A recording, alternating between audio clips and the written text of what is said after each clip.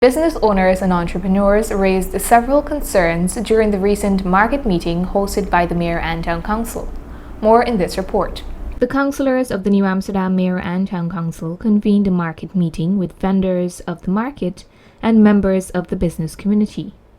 The meeting was hosted on Wednesday, May 11, 2022, at the council's chambers at the New Amsterdam Town Hall. A prominent businessman, Mr. Danzi Rajnath, raised this question to the council. Who protects the legitimate property owners of this township who spent millions of dollars, go to the bank, take loans? I'm still a market vendor as I stand here. I'm not a property owner, I'm a market vendor. I have business in the market. It is unfair to me to know that I have to pay a rental monthly, and similar wares that I apply. I see a man could put a table. Then from a table, he put a tent. And then after that, he put a car parallel to that. And if you go into my property over there, of which I spent many years trying to finish, I'm saying about deliberating to the lowest low.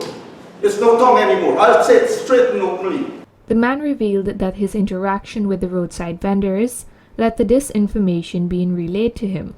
2-3 persons in front of my place. You know what they told me? They told me that they understand my position, but Mr. Danzi, we have gotten the council's permission to sell it. And this is not after hour we're talking about, sir. This is early in the morning before I even open my business that year. Councillor Keith Myers explained that the council alone cannot solve this issue.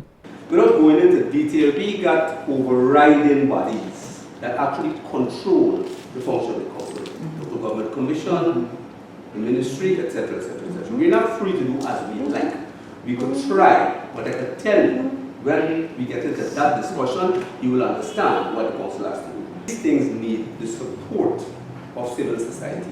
Whenever the pushback comes, people like you that would have been enlightened, the association that will be formed, will be able to say that this is the other side of the coin. Another councillor, Ms. Pollyanne Scholes, alluded to the backlash that the council endured when they started an exercise to curb roadside vending within the town. Allowing vendors or persons to do as they like. Or we're even giving them permission to do so. It may seem so to you, but then when we start our work, I could remember it was a couple months back during last year, we would have started removing these vendors. And these persons run to the region, and you came in and you heard the council said something about political. The pushback from the region we had, Mr. Armagon said, we're taking bread out of poor people's mouth.